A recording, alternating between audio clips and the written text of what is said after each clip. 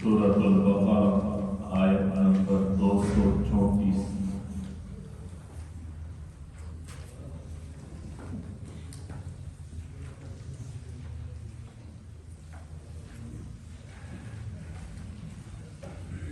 أعوذ بالله من الشيطان الرجيم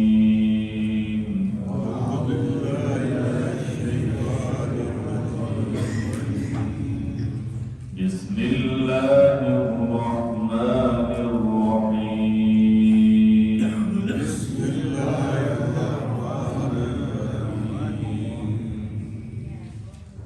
والذين يتوفون منكم ويذرون أزواجا يتربصن بأنفسهن أربعة أشهر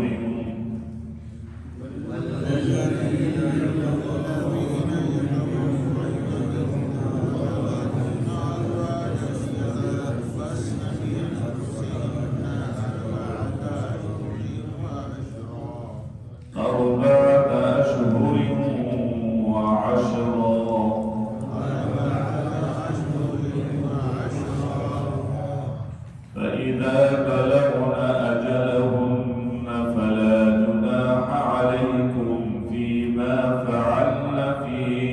أنفسهن بالمعروف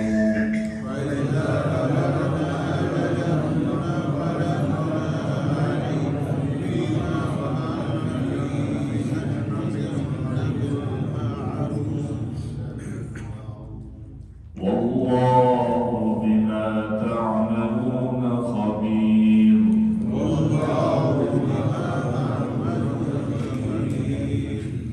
ولا جناح عليكم فيما عرضتم به من خطبة النساء أو أكننتم في أنفسكم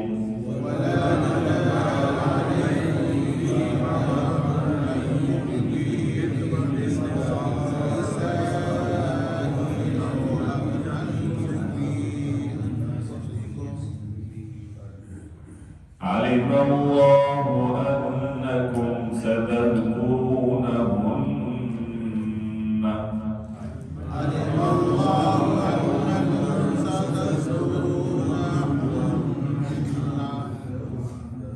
ولكن لا تواعدوهن سرا إلا أن تقولوا قولا معروفا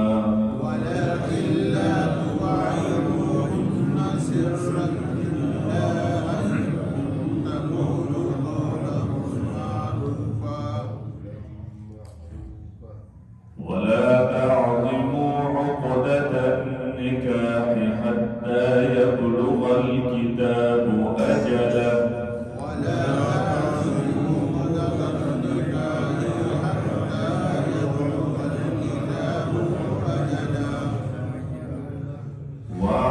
واعلموا أن الله يعلم ما في أنفسكم فاحذروه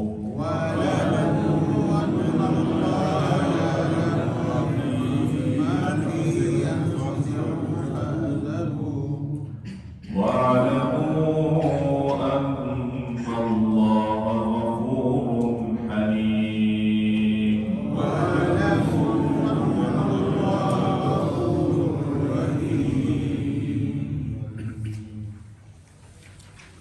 والذين और जो लोग युतवफ़ौन मिनकुम तुम में से मर जाएं वयज़रूना और छोड़ जाएं अज़वाजन अपनी औरतें यतरब्बसना चाहिए कि वो औरतें बिअन्फुसिहिन्ना अपने नफ्सों को इंतजार में रखें अर्बअत अशहुरिन व अशरा फरमाया 4 महीने 10 दिन फ़इज़ा बलगना फिर जब पूरा कर चुके अजलहुन्ना अपनी इद्दत को फला जुनाह अलैकुम तो तुम पर कुछ गुनाह नहीं फीमा फ़अलना फ़ी अनफुसिहिन्ना इस बात में कि करें वो अपने हक में बिल मारूफ दस्तूर के मुवाफिक واللہ بما تعملون خبیر، اور اللہ کو تمہارے تمام کاموں کی خبر ہے۔ ولا جناح علیکم، اور کوئی گناہ نہیں ہے تم پر، فیما عرضتم بھی، اس میں کہ اشارے میں کہو، من خطبۃ النساء، نکاح کا پیغام ہم کو، عورتوں کو، او اکننتم، یا پوشیدہ رکھو، فی انفسکم، اپنے دلوں میں، علم اللہ، اللہ کو معلوم ہے، انکم، کہ تم، ستذکرونہن، ان عورتوں کا ذکر کرو گے، ولیکن لا تواعدوہن، لیکن ان سے نکاح کا وعدہ نہ رکھو، سرًا، چھپ کر، الا، مگر، ان تقولوا، یہ کہ کہہ دو کوئی بات، قولا معروفا، فرمایا شریعت کے موافق، ولا تعزموا عقدۃ النکاح، اور نہ ارادہ کرو نکاح کا، حتی یبلغ الکتاب اجلہ، یہاں تک کہ پہنچ جائے عدت مقررہ اپنی انتہا میں، وَاعْلَمُوا، اور جان رکھو، ان اللہ یعلم، کہ اللہ کو معلوم ہے، ما فی انفسکم، جو تمہارے دل میں ہے، فاحذروا، اس سے ڈرتے رہو، اور وَاعْلَمُوا، جان رکھو، ان اللہ غفور، کہ اللہ بخشنے والا ہے، حلیم، تحمل کرنے والا ہے۔ ان دو آیات میں اللہ تبارک و تعالی نے ایک مسئلے کی طرف اشارہ فرمایا۔ مسئلہ یہ ہے، اگر کوئی عورت ہے اور عورت کا شوہر فوت ہو جائے، اب عورت کا شوہر فوت ہو جائے تو زمانے جاہلیت میں یہ ہوتا تھا کہ وہ لوگ 1 سال تک اس عورت کو کسی کوٹری میں بند کر دیتے، اور 1 سال کے بعد اس کو نکالتے اپنی رواج اور اپنے دستور کے موافق۔ یہودیوں کے ہاں یہ ہے کہ ان کے ہاں اگر شوہر فوت ہو جائے تو گویا کہ ان کے ہاں کوئی عدت نہیں ہے، آگے دوسروں کے ساتھ نکاح کر سکتے۔ ہندوؤں کے ہاں یہ ہے کہ اگر کسی کا شوہر فوت ہو جائے تو اس کے ساتھ کوئی عمر بھر جو ہے وہ نکاح نہیں کر سکتا۔ تو گویا انہوں نے افراد اور تفریق کو اختیار کیا۔ اسلام نے اعتدال کا راستہ بتایا، اور وہ یہ ہے کہ اگر کسی کا شوہر فوت ہو جائے تو وہ عدت گزارے گی۔ اس کی عدت 2 ہے، یا تو یہ ہے کہ اس کے پیٹ میں بچہ ہے، حمل موجود ہے، تو اب اس کی عدت جو ہے وہ وضع حمل ہے، کہ جب حمل اس کا گویا کہ وہ وضع حمل ہو جائے تو اس صورت میں اس کی عدت پوری ہو جائے۔ ایک صحابی کا انتقال ہو گیا تو نبی کریم صلی اللہ علیہ وسلم کو بتایا کہ ان کے انتقال کے بعد ان کی بیوی کے گویا 22 دن کے بعد بچہ ہو گیا، تو حضور نے فرمایا کہ 22 دن کے بعد جو بچہ ہو گیا اب اس کی عدت ختم، اب یہ کسی کے ساتھ چاہے تو نفاس کے خون کے بند ہونے کے بعد یہ کسی کے ساتھ نکاح کر سکتی ہے۔ تو معلوم یوں ہوا کہ عدت وضع حمل جو ہے وہ گویا کہ وہ اس کی ہے، کہ جب وہ بچہ پیدا ہو جائے، وہ بھلے 1 مہینے میں ہو جائے، 5 دن میں ہو جائے، 9 ماہ میں ہو جائے، لیکن اگر وہ بچہ پیدا ہو جاتا ہے اس صورت میں اس کی عدت ختم۔ لیکن یہ ہے کہ اگر ایک عورت ایسی ہے کہ اس کا جو ہے وہ بچہ ہے ہی نہیں پیٹ میں، اس کے لیے کیا ہے؟ تو اس کے لیے 4 مہینے 10 دن تک گویا کہ وہ اپنے آپ کو روکے رکھے اور یہ عدت گزارے، گھر کے اندر رہے گی۔ اب عدت کے لیے یہ ہے کہ عدت کے دوران گویا کوئی رنگیلا کپڑا نہ پہنے، کوئی خوشبو نہ استعمال کرے، کوئی ایسے جو ہے وہ زیورات نہ استعمال کرے جو آرائش کے لیے، جو زینت کے لیے ہوتے ہیں۔ ایک عورت نبی کریم صلی اللہ علیہ وسلم کے پاس آئی اور اس نے کہا، اللہ کے نبی،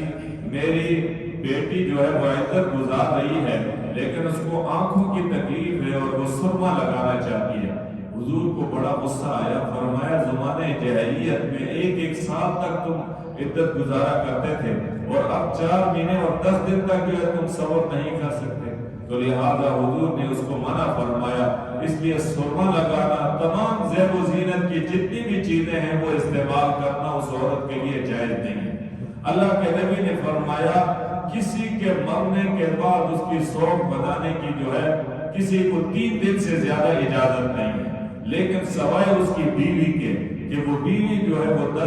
4 مہینے 10 دن تک جو ہے وہ اس پر سوگ منائی۔ اب حضرت ام حبیبہ، حضرت زینب، ان دونوں کے ایک کے والد کا انتقال ہو گیا، ایک کے بھائی کا انتقال ہو گیا، تو انہوں نے 3 دن کے بعد خوشبو منگائی اور خوشبو استعمال کی اور فرمایا یہ خوشبو ہم استعمال نہیں کرنا چاہ رہی تھی، لیکن یہ صرف تمہیں تعلیماً جو ہے وہ لگا کر بتائی کہ 3 دن جو ہے وہ سوگ منا سکتے ہیں اپنے مرحومین پر، وہ 3 دن کے بعد جو ہے پھر وہ ختم، اور اس کے بعد جو ہے وہ کہ سوگ منانے کی اسلام نے اجازت نہیں دی۔ اب یہ ہے کہ یہاں قرآن کی آیات میں اللہ تبارک و تعالی یہ فرمانا چاہ رہے ہیں کہ اگر ایک عورت کا شوہر فوت ہو جائے اور اس نے 4 مہینے 10 دن جو ہے وہ عدت گزارنی ہے، اس دوران آیا یہ نکاح کر سکتی ہے یا نہیں؟ اللہ کریم فرما رہے ہیں اس دوران نکاح کا وعدہ نہیں کر سکتی، گویا کسی اور کے ساتھ جب تک عدت نہیں گزرے گی اس وقت تک نکاح نہیں کرے گی اور نکاح کا وعدہ بھی نہیں کرے گی، اور کوئی اس کے ساتھ نکاح کا پیغام بھی نہیں بھیج سکتا۔ اگر بغیر عدت کے گزرنے کے اگر کسی کا نکاح جو ہے ہو اور اس میں وہ لوگ بھی شریک ہوں جنہیں یہ معلوم ہے کہ یہ نکاح جو ہے اس کا نہیں ہو سکتا، ابھی عدت اس کی گزری نہیں ہے، تو علماء فرماتے ہیں یہ جو حاضرین بیٹھے ہیں جن کو معلوم بھی ہے کہ اس کی عدت پوری نہیں ہے ان کے بھی نکاح ہوا،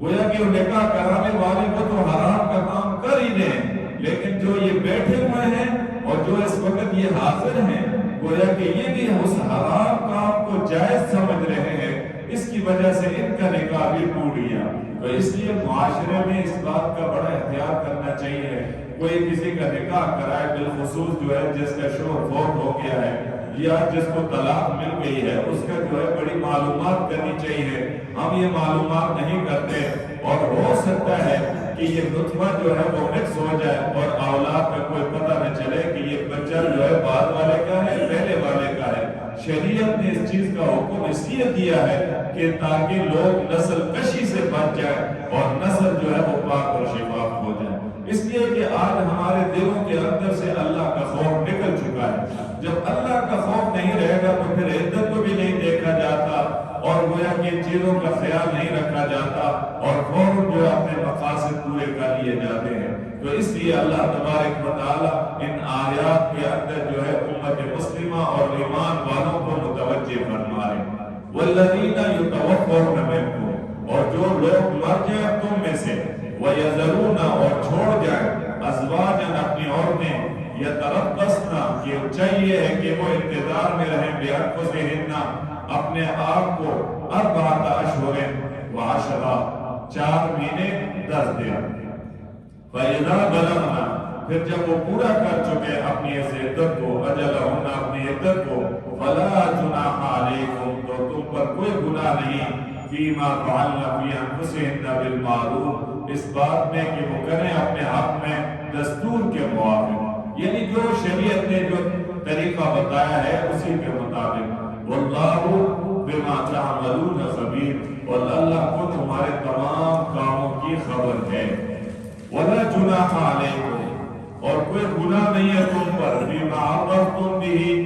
کہ اشارے میں کہو، من خطبت النساء، پیغام نکاح کا ان عورتوں کو اگر پیغام اشارتاً، مثلا کوئی عدت گزار رہی ہے، ایک آدمی آتا ہے اس کا قریبی ہے محرمات میں اور گویا کہ وہ دوسرے کا جو ہے تذکرہ کرتا ہے کہ وہ فلاں چاہتا ہے کہ مجھے کوئی نیک خاتون مل جائے، میں اس سے نکاح کروں، تو یہ اشارتاً تو کہہ سکتے ہیں، لیکن بغیر جو ہے اشارے کے ڈائریکٹ جو اس کو کہیں کہ آپ کے ساتھ میں نکاح کرتا ہوں، تو اس طرح نہیں۔ فرمایا او اکننتم فی انفسکم، یا پوشیدہ رکھو اپنے دل میں، علم اللہ، اللہ کو معلوم ہے، انکم، کہ تم، ستذکرونہن، البتہ ان عورتوں کا ذکر کرو گے، ولکن لا تواعدوہن سرا، لیکن ان سے نکاح کا وعدہ نہ کرو چھپ کر، الا، مگر ان تقولوا قولا معروفا، یہ کہ کہہ دو کوئی بات شریعت کے موافق یا رواج کے موافق، ولا تعزموا عقدۃ النکاح، اور نہ ارادہ کرو نکاح کا، حتی یبلغ الکتاب اجلہ،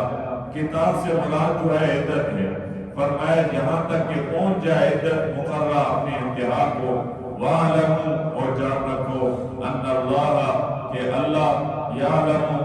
معلوم ہے اللہ کو، ما فی انفسکم، جو تمہارے دل میں ہے، فاحذروا، اس سے ڈرتے رہو، وَاعْلَمُوا، اور جان رکھو، ان اللہ غفور حلیم، کہ اللہ بخشنے والا ہے اور تحمل کرنے والا ہے۔ تو اللہ تبارک و تعالیٰ جو ہے اگر گناہ ہو جائے تو اللہ سے معافی مانگے، اللہ کریم معاف بھی کرنے والے ہیں اور اللہ تحمل بھی کرنے والے ہیں۔ اللہ کریم ہم سب کو قرآن کی سمجھ نصیب فرما دے۔ الحمدللہ رب العالمین، والعاقبۃ للمتقین، والصلاة والسلام علی اشرف الانبیاء والمرسلین، وعلی آلہ واصحابہ اجمعین۔ اللهم وفقنا لما تحب وترضى من القول والعمل والفعل والنية والهدي والهدى إنك على كل شيء قدير. اللهم إنا على ذكرك وشكرك وحسن عبادتك. یا اللہ ہم سب سے راضی ہو جا، پوری امت کو قرآن کی سمجھ نصیب فرما دے، اور یا اللہ شریعت مطہرہ پر ہمیں ہر عمل کو کرنے کی توفیق نصیب فرما دے، شریعت کے خلاف ورزی سے ہم سب کو یا اللہ محفوظ فرما دے، اجتناب کرنے کی توفیق نصیب فرما دے۔ یا اللہ ہمارا یہ بیٹھنا، قرآن کا سننا سنانا اپنے دربار میں قبول فرما،